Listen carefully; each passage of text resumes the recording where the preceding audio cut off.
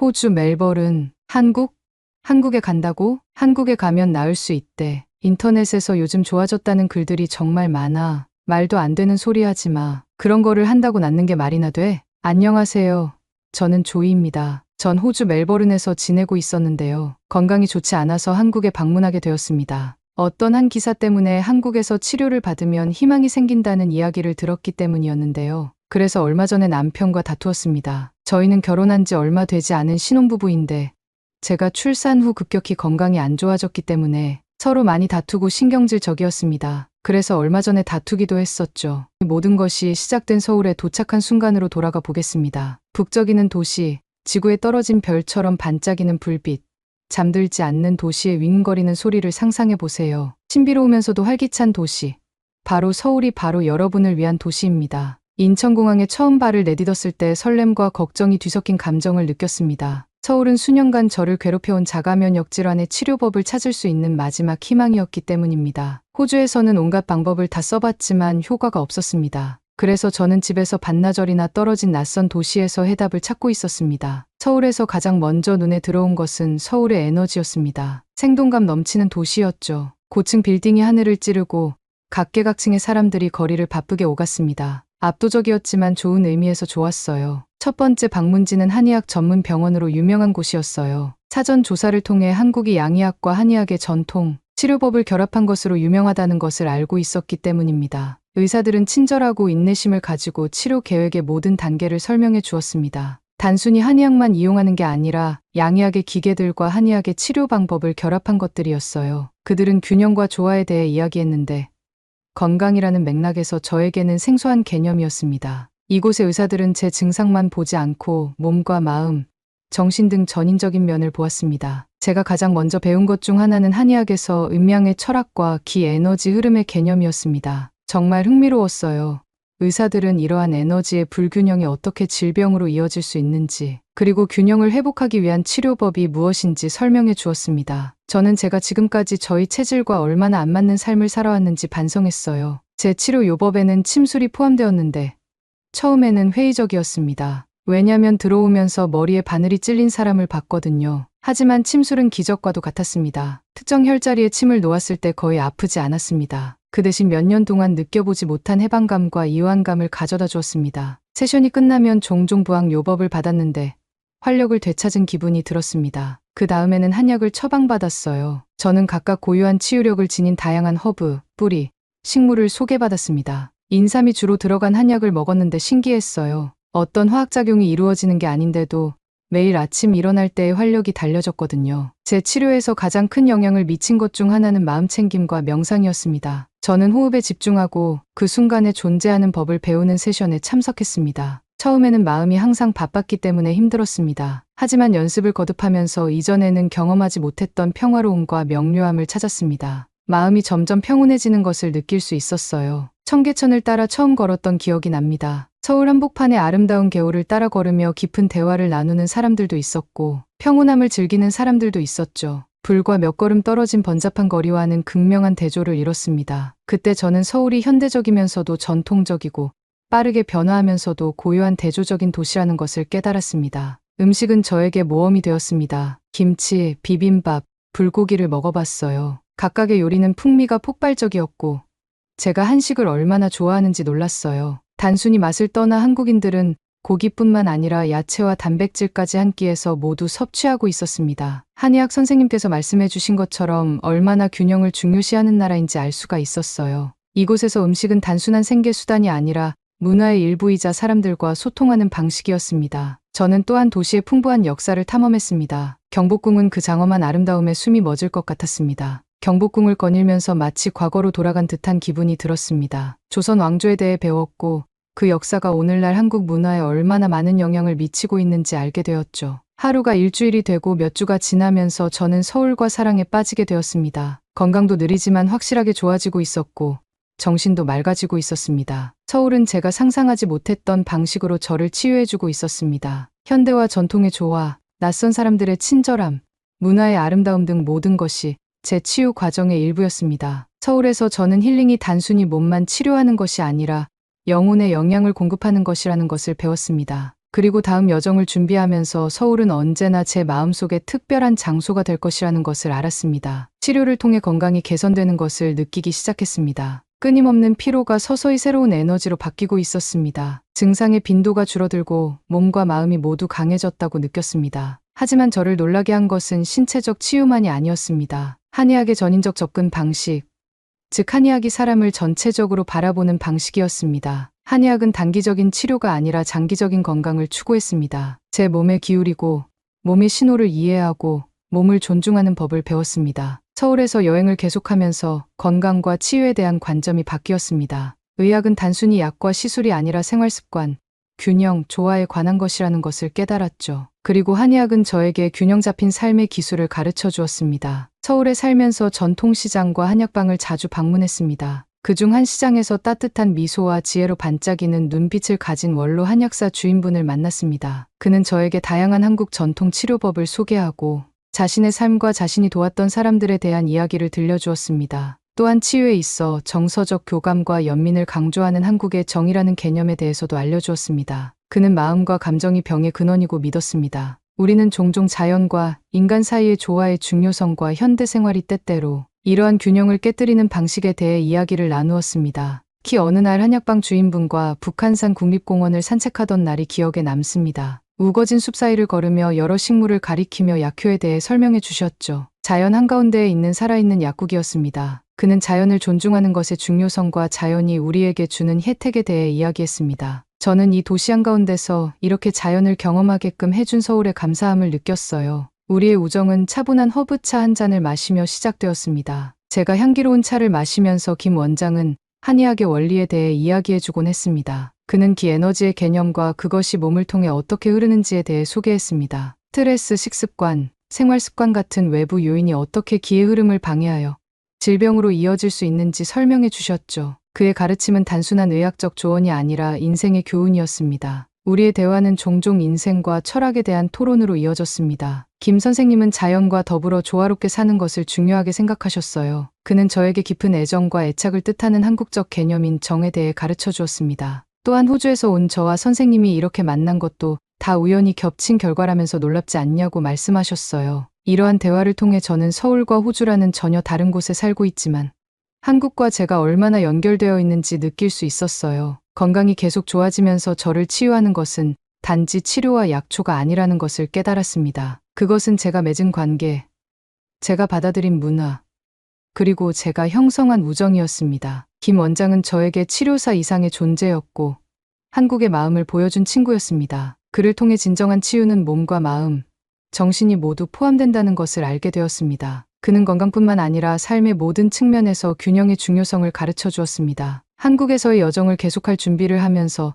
저는 제가 배운 지식과 치유법뿐만 아니라 제가 맺은 우정의 따뜻함도 함께 가져갔습니다. 김 씨는 제 이야기의 일부이자 건강을 향한 여정의 일부가 되었습니다. 서울 여행의 또 다른 하이라이트는 온천물로 이루어진 목욕탕을 방문한 것이었습니다. 단순히 목욕만 하는 곳이 아니라 미네랄이 풍부한 천연 온천을 활용한 휴식의 중심지였습니다. 미네랄이 풍부한 따뜻한 물에 몸을 담그고 있으면 긴장이 풀리는 것을 느낄 수 있었습니다. 찜질방으로 알려진 한국 전통 사우나의 즐거움과 이 점도 발견했습니다. 이 대중목욕탕은 단순히 목욕과 휴식을 위한 장소가 아니라 다양한 연령대의 사람들이 함께 모여 긴장을 풀 수 있는 사회적 허브였습니다. 찜질방, 온탕, 휴식 공간이 어우러져 심신의 활력을 되찾을 수 있는 공간이었죠. 이곳에서 저는 몸의 온도를 유지하면서 사계절을 이겨내며 건강을 유지하는 한국인들의 모습을 볼 수 있었습니다. 요리 외에도 저는 서울의 활기찬 식품 시장을 탐방했습니다. 광장시장 같은 곳은 오감의 향연이었습니다. 다채로운 색감, 음식 익는 냄새, 상인들이 자신의 상품을 외치는 소리는 짜릿했습니다. 고소한 부침개부터 달콤한 떡까지 다양한 음식을 맛보았습니다. 한 입 한 입 먹을 때마다 한국인의 생활 방식을 엿볼 수 있었습니다. 하지만 서울에서의 미식 여행은 전통 음식에만 국한된 것이 아니었습니다. 전통을 존중하면서도 자신만의 창의적인 감각을 더하는 모습이 정말 흥미로웠어요. 과거와 현재의 조화는 과거를 기리면서도 미래를 포용하는 서울을 그대로 반영하는 것 같았습니다. 서울을 계속 탐험하면서 저는 한국 문화에 대한 감상이 음식을 넘어선다는 것을 알게 되었습니다. 박물관과 미술관을 방문하며 한국의 풍부한 역사와 활기찬 현대 미술계에 대해 배웠습니다. 전통 다도에 참석했는데 느리고 신중하게 움직이는 동작과 조용한 분위기에서 마음, 챙김에 대한 교훈을 얻었습니다. 한의학을 받아들이면서 이전에는 경험하지 못했던 평화를 느낄 수 있었습니다. 한국 문화와 전통의학의 경이로움에 푹 빠져든 후 저는 건강이 눈에 띄게 개선되기 시작했습니다. 하지만 놀라운 것은 신체적 치유뿐만 아니라 그에 수반되는 정신적, 정서적 변화였습니다. 이러한 진전을 통해 저는 동양의학과 서양의학의 장점을 결합한 총체적인 접근 방식을 모색하게 되었습니다. 침술과 한약요법은 계속해서 제 치료법의 일부였지만 이제는 서양의학의 특정 측면으로 보완되었습니다. 여기에는 현대식이과학에 기반한 영양 조언과 가끔씩 진행, 상황을 모니터링하기 위한 의학적 검사가 포함되었습니다. 이러한 다양한 방법의 시너지 효과는 강력했고 저는 두 가지의 장점을 모두 누릴 수 있다고 느꼈습니다. 이 통합적 접근법의 가장 혁신적인 측면 중 하나는 자기 관리와 마음 챙김을 강조하는 것이었습니다. 저는 제 몸에 귀를 기울이고 그 신호를 이해하는 법을 배웠습니다. 처음에는 명상을 통해 연습했던 마음 챙김은 일상생활의 일부가 되었습니다. 번화한 서울 거리를 걸을 때나 식사를 준비할 때에도 그 순간에 온전히 집중하는 연습을 했습니다. 제 여정을 되돌아보면서 회복은 목적지가 아니라 계속되는 여정이라는 것을 깨달았습니다. 회복의 길은 단순히 질병에서 치유되는 것이 아니라 새로운 삶의 방식을 발견하는 것이었습니다. 삶의 모든 측면에서 균형과 조화, 기쁨을 찾는 것이었습니다. 한국에서의 여정을 통해 건강이란 단순히 질병이 없는 것이 아니라 신체적, 정신적, 사회적으로 완전한 웰빙 상태라는 것을 깨달았습니다. 한의학과 서양의학의 통합은 서로 다른 관점을 포용하고 조화를 이루는 힘의 증거였습니다. 지금까지 치유되지 않았던 몸이 가벼워지는 것을 느낄 수 있었습니다. 한의학이라는 새로운 의학을 알지 못했더라면 경험할 수 없었을 거예요. 한국에서의 시간이 끝나갈 무렵 만감이 교차했습니다. 고향으로 돌아가 가족과 친구들을 볼 수 있다는 설렘과 함께 제2의 고향이 된 이 아름다운 나라를 떠나야 한다는 슬픔도 살짝 느껴졌습니다. 한국은 저에게 치유와 지혜, 잊을 수 없는 추억 등 많은 것을 주었습니다. 서울을 떠날 준비를 하면서 제 여정을 되돌아보게 되었습니다. 처음 한국에 도착했을 때 저는 자가면역 질환의 치유라는 단 하나의 목표에 매진하고 있었습니다. 한국이 제 존재의 모든 부분에 얼마나 깊은 영향을 미칠지 예상하지 못했습니다. 육체적 치유뿐 아니라 정신적, 정서적, 영적 성장이야말로 제 여정을 진정으로 정의하는 것이었습니다. 서울의 첨단 병원부터 전통 한약방,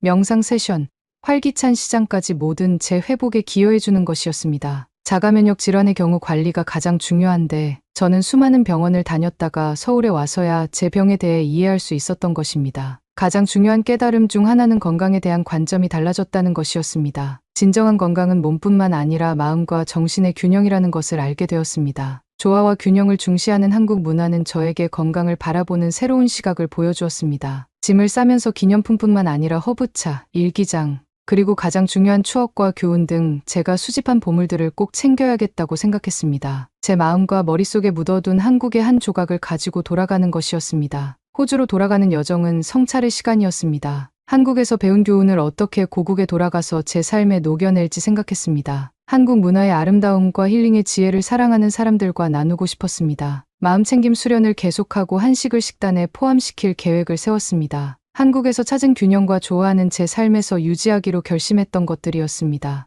호주에 도착했을 때 저는 새로운 사람이 된 기분이었습니다. 그리고 남편에게 제 상태를 보여주었더니 남편도 정말 놀라더군요. 그리고 예전보다도 사이가 많이 좋아졌습니다. 이전에는 느끼지 못했던 명확함과 목적의식이 생겼죠. 친구들은 제 변화를 바로 알아차렸어요. 물론 더 건강해졌지만 제 마음에도 새로운 가벼움과 삶의 새로운 기쁨이 생겼습니다. 제 경험을 그들과 공유하면서 제 여정이 다른 사람들에게 건강을 향한 새로운 길을 모색하고 한국에 대한 개방적인 태도를 갖도록 영감을 줄 수 있다는 것을 깨달았습니다. 한의학이 말해주는 치유의 방식을 저에게 대입할 수 있었던 것입니다. 한국에서의 여정은 또한 나눔을 실천하고 싶은 열망을 불러일으켰습니다. 저는 제가 배운 한국과 명상법을 공유하는 소규모 커뮤니티 그룹을 시작했습니다. 제 일상에서 한국의 정신을 살리고 한국이 제게 가져다준 기쁨과 건강을 전파하는 방법이었습니다. 돌이켜보면 한국으로의 여정은 단순한 치유를 위한 여정이 아니라 변화의 여정이었습니다. 회복 탄력성, 문화 교류의 힘,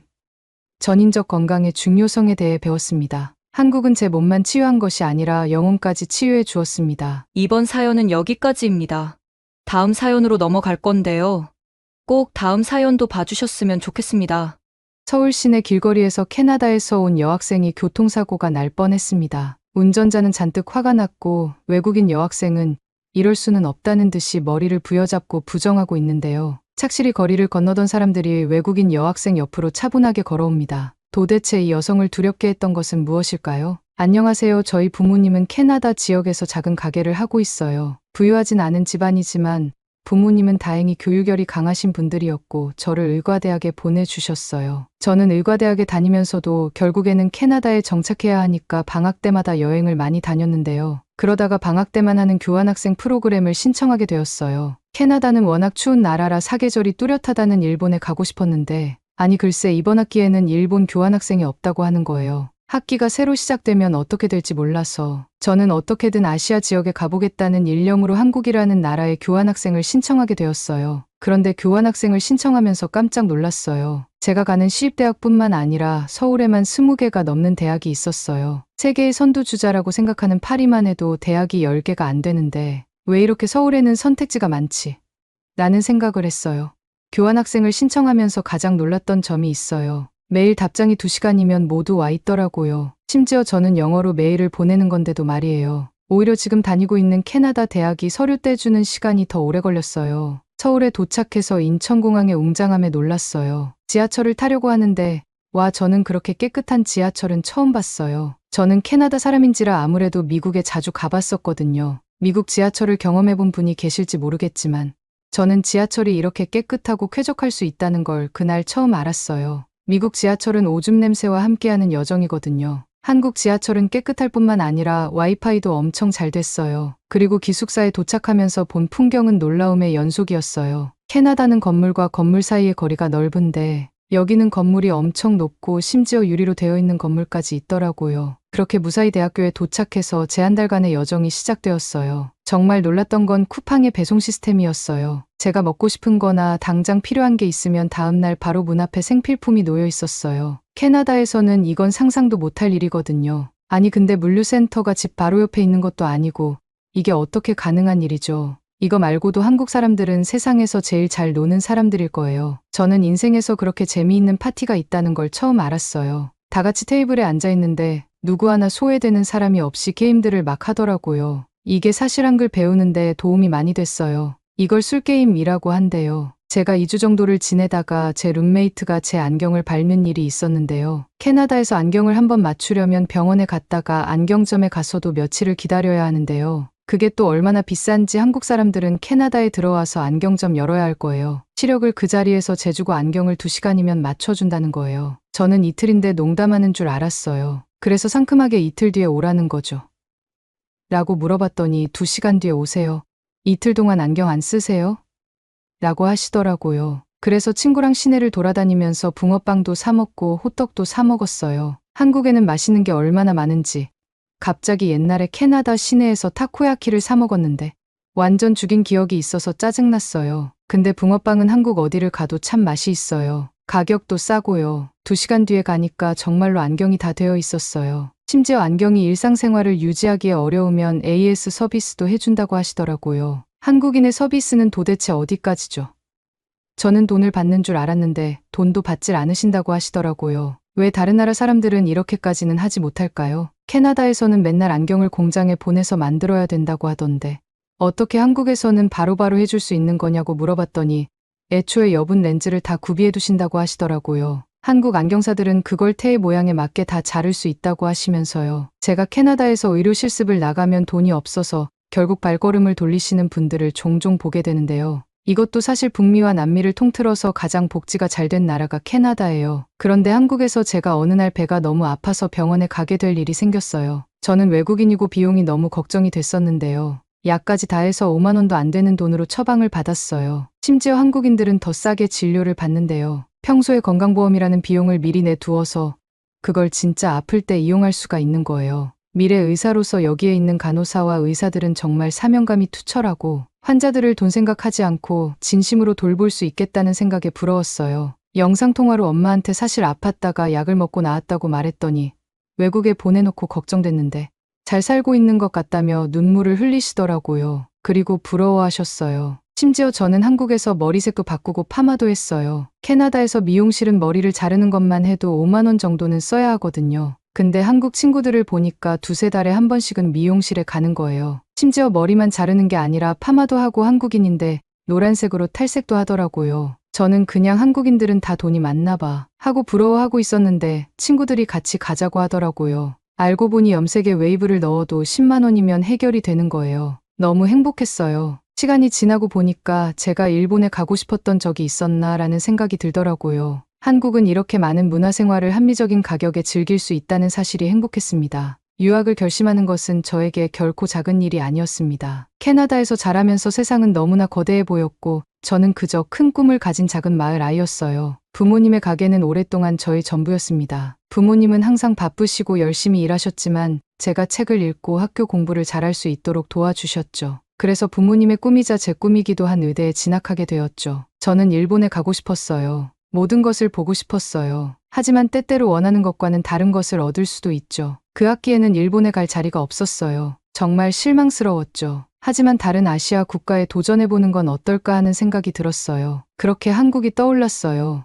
몇몇 친구들이 좋아하는 케이팝과 한국 드라마를 제외하고는 한국에 대해 잘 몰랐어요. 하지만 저는 모험을 하고 싶었기 때문에 도전했습니다. 교환학생 프로그램에 지원하는 것은 정말 순식간이었어요. 의대 공부와 부모님 가게 아르바이트를 병행하며 서류를 작성하고 에세이를 쓰는 등 정신없이 바빴죠. 사실 중간에 교환학생 서류 때문에 행정실에 연락할 일이 있었는데 캐나다 학교 행정실은 알겠다고만 하고 제대로 답을 해주지 않았어요. 며칠을 기다린 뒤에야 답답해서 한국 학교에 영어로 메일을 보내봤는데 2시간 만에 국제처에서 답을 해줬어요. 외국인에게 참 친절하고 신속한 나라라고 생각했어요. 그렇게 저는 비행기를 타고 사진으로만 보던 곳으로 향하고 있었어요. 무엇을 기대해야 할지 전혀 몰랐고 그곳이 마음에 들지도 몰랐어요. 인천공항을 빠져나오는 순간 저는 이곳에 도착했다는 것을 알았습니다. 공항은 거대하고 반짝반짝 빛나며 매우 깨끗했습니다. 공항에 가본 적은 있지만 이곳은 차원이 달랐어요. 효율성과 활기찬 분위기는 마치 미래로 들어선 것 같았어요. 그리고 한국 지하철을 처음 탔어요. 한국에서 지하철은 하루 일과 중 하이라이트는 아니라고 해도 과언이 아닙니다. 하지만 여기서는 완전히 다른 세상 같았어요. 깨끗하고 빠르고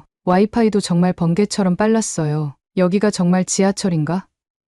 내가 무슨 공상과학 영화에 나오는 건가라는 생각이 들었습니다. 그리고 사람들은 어디에나 있었고 빠르게 움직이며 삶을 살아가고 있었습니다. 그 에너지와 분위기는 전염성이 있었어요. 기숙사에 도착하는 것 자체가 모험이었어요. 거리는 북적거리고 네온사인이 깜빡이고 길거리 음식 냄새가 진동했죠. 감각 과부하가 걸렸지만 좋은 의미에서 좋은 경험이었습니다. 그러다 문득 이곳이 앞으로 몇 달 동안 제가 살 집이라는 사실을 깨달았습니다. 이 활기차고 정말 아름다운 도시. 저는 이제 잠시나마 이 도시의 일부가 되었습니다. 사소한 일처럼 들릴지 모르지만 한국 문화의 효율성과 친절함에 대해 눈을 뜨게 하는 경험으로 바뀌었습니다. 단순히 새 안경을 빨리 구하는 것만이 목적이 아니었습니다. 빠르고 효율적이며 웃으면서 일하는 한국인의 업무 방식을 엿볼 수 있었습니다. 대중교통 시스템, 우편 서비스, 심지어 의료 서비스까지 모든 것이 기름칠이 잘 된 기계처럼 잘 작동하는 것 같았습니다. 이번 안경 체험을 통해 한국인의 놀라운 환대를 경험하기도 했습니다.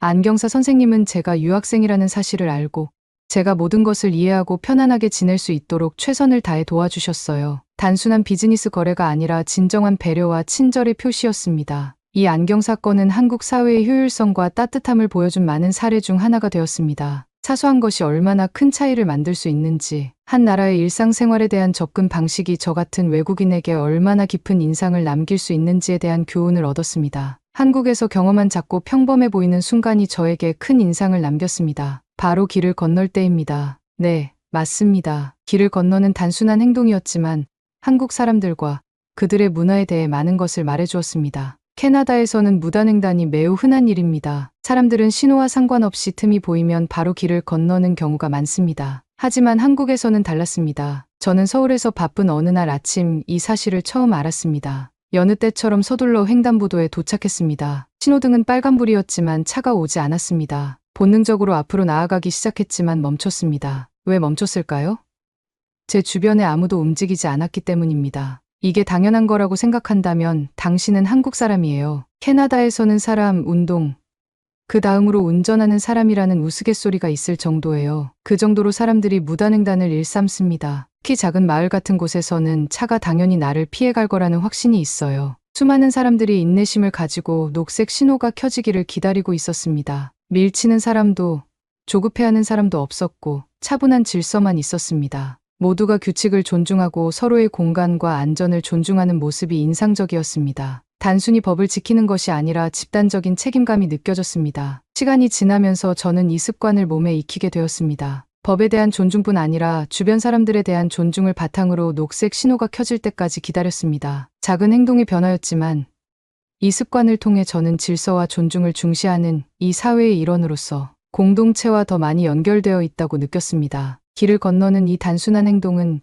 개인의 행동이 사회 전체의 조화와 기능에 어떻게 기여하는지에 대한 더 큰 그림을 매일 상기시켜 주었습니다. 나 자신을 넘어서는 생각, 더 큰 무언가의 일부가 되는 것의 중요성에 대한 교훈을 얻었습니다. 한국에서 더 많은 시간을 보내면서 저에게 깊은 감동을 준 것 중 하나는 식사 문화였습니다. 외식 물가가 저렴한 편에 너무나 다양한 음식들이 있어서 캐나다에서 평생 먹었던 음식보다 2개월 동안 교환학생을 와서 먹은 음식이 더 가짓수가 많을 정도였어요. 또 캐나다에는 길거리 음식이 별로 없는데 한국은 어딜 가도 다양한 간식을 사 먹을 수 있어서 좋았어요. 한국 사람들이 얼마나 먹을거리에 진심인지를 알 수 있었어요. 또 하나 인상 깊었던 점은 음식과 음식을 준비하는 사람들에 대한 존중이었습니다. 한국에는 잘 먹겠습니다 라는 말이 있습니다. 식사 전에 음식과 음식 준비에 수고한 분들에게 감사하는 마음을 표현하기 위해 하는 말입니다. 이 간단한 말 속에는 먹는 행위에 대한 감사와 존경, 마음가짐 등 많은 것이 담겨 있습니다. 사소해 보일 수도 있지만 제게는 한국 사회의 강력한 반영이었습니다. 규율과 공동체에 대한 존중, 뿌리 깊은 질서의식을 보여주었습니다.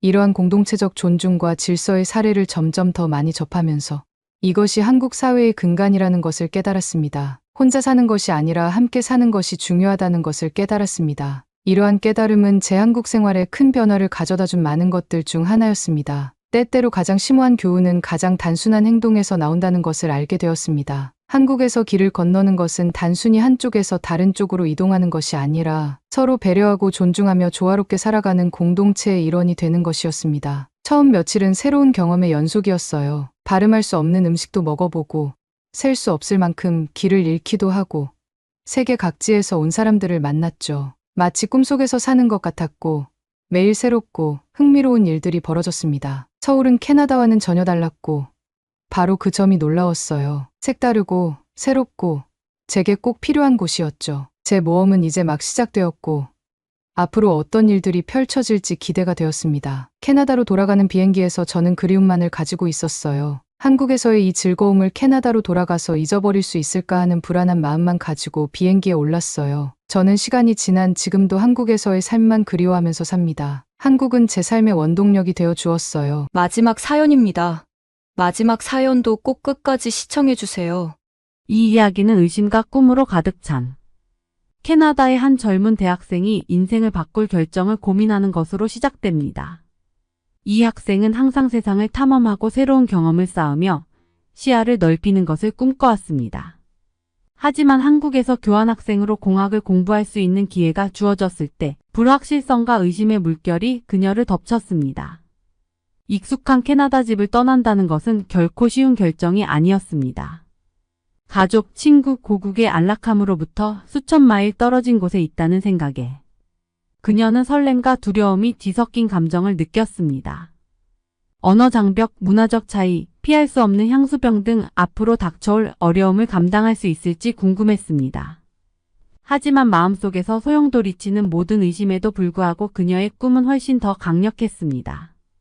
새로운 나라를 발견하고 다른 문화에 몰입하고 공학교육에 대한 독특한 관점을 얻을 수 있다는 매력은 거부할 수 없는 유혹이었습니다. 장단점을 따져보던 그녀는 한국에서 자신을 기다리고 있을 모험을 상상하지 않을 수 없었습니다. 북적이는 시장을 돌아다니고 이국적인 길거리 음식을 맛보고 다양한 배경을 가진 사람들을 만날 생각에 그녀는 기대감에 가득 찼습니다. 머나먼 이국 땅의 그림 같은 풍경과 유적지를 탐험하는 자신의 모습을 상상했습니다. 의구심이 완전히 사라지지는 않았지만 그녀는 인생에서 가장 보람 있는 경험은 종종 안락함의 경계 너머에 있다는 것을 알았고 지금이 바로 미지의 세계로 과감히 발을 내디딜 기회라는 것을 알았습니다. 한국으로 향하는 결정이 놀라운 경험, 우정, 개인적 성장의 세계로 향하는 문을 열어줄 줄은 미처 몰랐습니다. 그래서 이 용감한 여행자는 의심과 꿈이 뒤섞인 채 자신의 인생을 영원히 바꿀 모험을 떠날 준비를 하며 짐을 꾸리기 시작했습니다. 떠나기 전 며칠은 감정의 소용돌이에 휩싸였습니다. 가족들과 다시 만나기까지 몇 달이 걸릴 것을 알면서도 작별을 고해야 했습니다. 그녀의 친구들은 웃음과 눈물로 가득 찬 진심 어린 작별 파티를 열어 그녀의 여정이 잘 되기를 기원했습니다.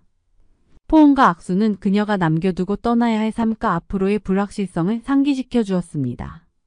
한국행 비행기에 몸을 싣는 순간 그녀의 가슴은 설렘과 불안으로 두근거렸습니다.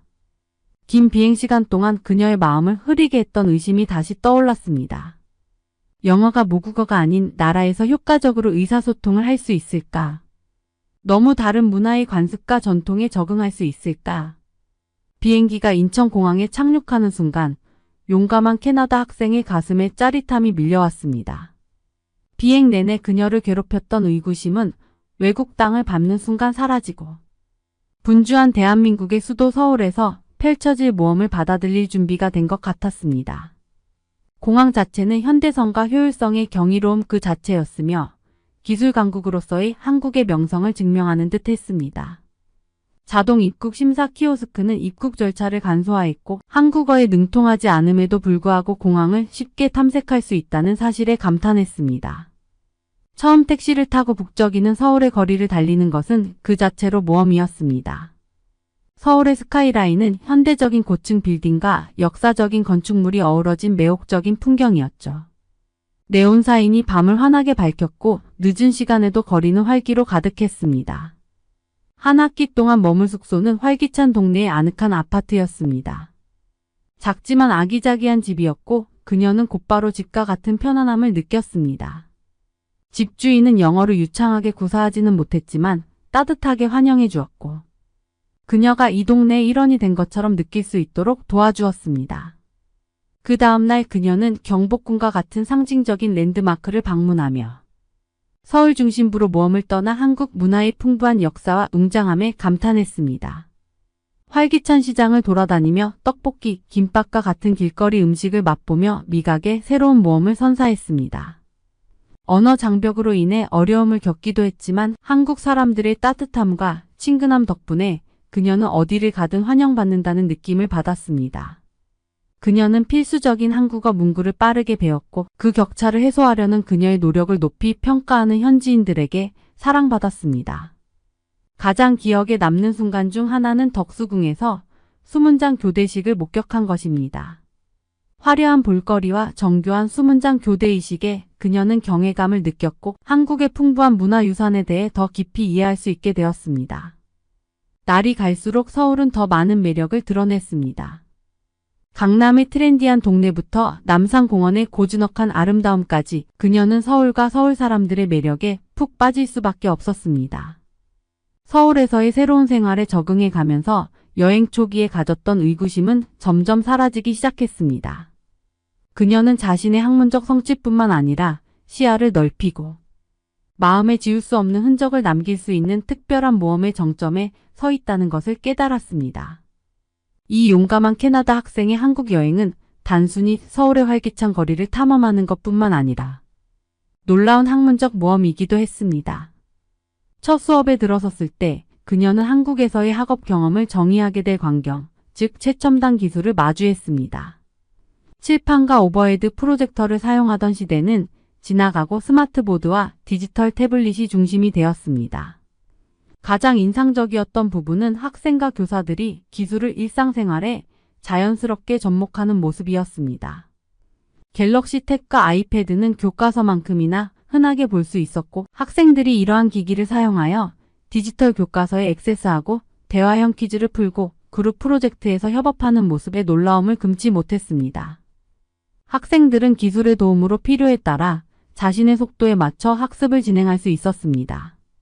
이러한 개별화된 교육 접근 방식 덕분에 학생, 개개인이 각자의 방식으로 성장하고 뛰어난 능력을 발휘할 수 있었습니다. 교실 밖에서도 기술은 똑같이 중요한 역할을 했습니다. 학생들은 앱과 온라인 플랫폼을 사용하여 프로젝트에서 공동 작업하고 그룹 회의를 예약하고 노트를 손쉽게 공유했습니다.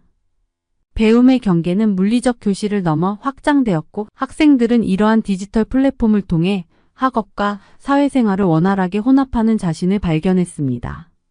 하지만 이 학생이 매료된 것은 기술 사용뿐만 아니라 한국 교육에 스며든 혁신의 문화였습니다. 비판적 사고와 문제 해결 능력에 대한 강조는 과제와 시험의 구성 방식에서 분명하게 드러났습니다. 학생들은 창의적으로 사고하고 현실의 문제에 대한 혁신적인 해결책을 찾도록 장려받았습니다. 교육의 기술을 활용하려는 한국의 노력은 미래지향적인 접근 방식과 학생들이 미래의 도전에 대비할 수 있도록 준비시키려는 헌신을 보여주는 증거였습니다. 이 캐나다 학생은 한국 사회의 모든 측면에 기술이 얼마나 완벽하게 통합되어 있는지에 대해 놀라움을 금치 못했습니다. 아파트에서 발을 내딛는 순간부터 혁신과 현대성의 영향을 목격했습니다. 사용자 친화적인 모바일 앱을 통해 다양한 한식 메뉴를 살펴보고 몇 분 안에 집 앞까지 배달해주는 덕분에 음식을 주문하는 것은 매우 쉬웠습니다. 디지털 결제가 일반화되면서 현금은 거의 쓸모가 없어졌습니다. 한국은 작은 노점상에서도 스마트폰과 비접촉식 카드로 결제가 가능한 핀테크의 최첨단을 달리는 사회였습니다. 그녀를 매료시킨 놀라운 기술 중 하나는 대중교통 시스템이었습니다. 세련된 고속열차는 그녀를 단 몇 시간 만에 전국 각지로 데려다 주었고 주말 여행과 한국의 풍부한 문화유산 탐험을 더욱 쉽고 즐겁게 만들어 주었습니다. 모바일 앱의 도움으로 복잡한 지하철과 버스를 쉽게 이용할 수 있다는 사실에 그녀는 감탄을 금치 못했습니다. 한국의 쇼핑 경험도 기술에 의해 혁신적으로 변화했습니다. 그녀는 디지털 거울을 통해 가상으로 옷을 입어보고 구매할 수 있는 번화한 시장과 대형 쇼핑몰을 자주 방문했습니다. 이 학생은 한국을 계속 탐험하면서 기술이 일상 업무를 간소화할 뿐만 아니라 연결성을 강화하는 방식에 주목하지 않을 수 없었습니다. 소셜미디어와 메시징 앱은 커뮤니케이션의 필수 요소였으며 이를 통해 그녀는 고향에 있는 친구 및 가족들과 연락을 유지하고 동료 학생 및 현지인들과 새로운 우정을 쌓을 수 있었습니다. 학생이 흥미를 느낀 핵심 요소 중 하나는 지속적인 개선에 대한 한국의 확고한 의지였습니다. 한국 문화는 모든 노력에서 최고를 향한 노력을 강조합니다. 기술, 교육, 비즈니스 등 어떤 분야에서든 완벽을 추구하는 것이 원동력이었습니다. 그녀는 이러한 개선에 대한 헌신이 깊은 역사적 뿌리를 가지고 있다는 것을 알게 되었습니다. 한강의 기적이라 불리는 한국의 전후. 복구와 빠른 경제 발전은 한국의 회복 탄력성과 적응력을 증명하는 증거였습니다. 역경을 딛고 일어나 더 밝은 미래를 만들고자 하는 열망은 한국인의 정신에 깊이 뿌리내렸습니다. 이러한 역사적 맥락은 한국의 경쟁 정신도 조명합니다. 다양한 산업 분야에서 두각을 나타내고자 하는 한국인의 열망은 세계적인 인정과 성공으로 이어졌습니다. 삼성과 LG와 같은 거대 전자기업부터 K-팝, 열풍에 이르기까지 한국은 세계 무대에서 두각을 나타내고 있습니다. 각 분야에서 최고가 되기 위해 노력하는 개인과 조직의 열정과 헌신에 우리 학생들은 매료되었습니다. 하지만 이러한 탁월함을 향한 노력과 함께 한국 문화에서 균형의 중요성도 발견했습니다. 사회적 인식과 감수성으로 번역되는 눈치라는 개념은 사회적 상호작용에서 중요한 역할을 했습니다. 한국인들은 타인의 감정과 필요를 파악하는 능력을 중요하게 생각하며 관계에서 조화의 중요성을 강조했습니다. 한국에서의 캠퍼스 생활은 학문, 문화행사, 협업학습이 어우러졌습니다. 다양한 배경을 가진 학생들이 각자의 교육 목표를 추구하기 위해 함께 모여 무한한 에너지가 넘치는 분위기였습니다. 공동체 의식을 느낄 수 있었고 우리 학생은 전 세계에서 온 사람들과 금세 우정을 쌓았습니다. 캐나다에서의 교육과 비교했을 때 그녀가 느낀 가장 큰 차이점 중 하나는 학습에 대한 협력적인 접근 방식이었습니다. 그룹 프로젝트와 팀워크는 단순히 권장되는 것이 아니라 커리큘럼의 필수적인 요소였습니다. 학생들은 개별적으로 뛰어난 능력을 발휘할 뿐만 아니라 팀의 일원으로서 효과적으로 일하는 방법을 배웠습니다. 이처럼 협업을 강조하는 교육은 학우들 사이의 단결력과 동지애를 키워주었습니다. 또한 1년 내내 캠퍼스에서 열리는 활기찬 문화축제와 행사에도 깊은 인상을 받았습니다. 추석과 같은 한국 전통 축제부터 학생들의 다양한 개성을 보여주는 국제축제까지 항상 흥미로운 행사가 열렸습니다. 이러한 행사는 즐거움을 선사할 뿐만 아니라 다양한 문화와 전통에 대해 배울 수 있는 소중한 기회이기도 했습니다. 캠퍼스 경험의 가장 심오한 측면 중 하나는 아마도 글로벌 관점을 접할 수 있었다는 점일 것입니다. 다양한 국가의 학생들과 교류하면서 상상도 하지 못했던 방식으로 그녀의 세계관이 확장되었습니다. 그녀는 정치, 문화, 사회 문제에 대한 토론에 참여하면서 자신의 선입견에 도전하고 시야를 넓히는 통찰력을 얻었습니다. 특히 캠퍼스 내 복지와 정신건강 지원에 대한 강조에 깊은 인상을 받았습니다. 전인적 교육에 대한 한국의 접근 방식에는 학생들의 신체적, 정서적 웰빙을 증진하기 위한 자원과 프로그램이 포함되어 있었습니다. 정신건강에 대한 이러한 초점은 캐나다에서 경험했던 학업에 대한 압박감과 신선한 대조를 이루었습니다. 기숙사 생활은 그녀의 소속감을 더욱 깊게 했습니다. 다른 나라에서 온 학생들과 생활 공간을 공유하면서 그들의 문화를 직접 배울 수 있는 기회를 가졌습니다. 함께 요리하고 식사를 나누며 이야기를 나누고 세계 각국의 명절을 축하했습니다. 문화의 용광로 같은 공간에서 학생들은 글로벌 커뮤니티의 일원이 될 수 있는 기회를 소중히 여겼습니다. 학업에 더 깊이 파고들면서 그녀는 엄격한 학업 환경에 몰입하게 되었습니다. 커리큘럼은 도전적이었지만 엄청난 보람도 있었습니다. 비판적 사고 문제 해결, 지식의 실제 적용에 중점을 둔 커리큘럼은 그녀를 학문적 성장과 개인적 발전의 길로 이끌었습니다. 학생들을 위한 지원 시스템은 그녀가 이전에 경험한 것과는 달랐습니다. 교수들은 단순한 교육자가 아니라 학생들의 성공에 진정으로 관심을 갖는 멘토였습니다. 업무 시간은 학업적인 문제에만 국한되지 않고 개인적인 지도와 멘토링을 위한 공간도 제공했습니다. 캠퍼스 시설은 최고 수준이었으며 최첨단 실험실과 연구 기회를 제공했습니다. 우리 학생은 이러한 자원을 최대한 활용하여 공학 지식을 실제 문제에 적용할 수 있는 연구 프로젝트에 참여했습니다. 이는 학생에게 지속적인 영향을 남긴 실습 학습 경험이었습니다. 강의실 밖에서도 한국은 계속해서 다양한 경험을 제공했습니다. 한국의 풍부한 문화유산은 탐험할 수 있는 충분한 기회를 제공했습니다. 고즈넉한 산세 속에 자리 잡은 고대 사찰을 방문하고 전통 다도에 참여하고 한국 서예를 배우기도 했습니다. 주말은 종종 친구들과 함께 한국의 여러 지역으로 여행을 떠나는 모험으로 가득했습니다. 제주도의 아름다운 자연부터 유서 깊은 도시, 경주까지 각 여행지마다 한국의 다양한 풍경과 역사를 엿볼 수 있는 특별한 경험을 선사했습니다. 또한 한국에서의 생활은 캐나다에서의 경험과는 다른 안정감과 신뢰감을 가져다 주었습니다. 그녀는 사회가 상호 존중과 타인에 대한 배려로 운영된다는 것을 알았습니다. 사람들은 인내심을 가지고 줄을 섰고 공공장소는 놀라울 정도로 깨끗하고 잘 관리되어 있었습니다. 이 학생은 밤에 거리를 걸어도 안전하다고 느꼈고 그 느낌을 소중히 간직했습니다. 이러한 안정감은 그녀의 사회적 상호작용에도 영향을 미쳤습니다. 그녀는 한국 사람들에게서 관찰한 예의 바르고 배려심 깊은 행동을 자연스럽게 받아들이게 되었습니다. 이는 그녀의 사회적 태도의 작지만 중요한 변화였으며 그녀가 흡수하고 있는 문화적 영향을 강조하는 것이었습니다.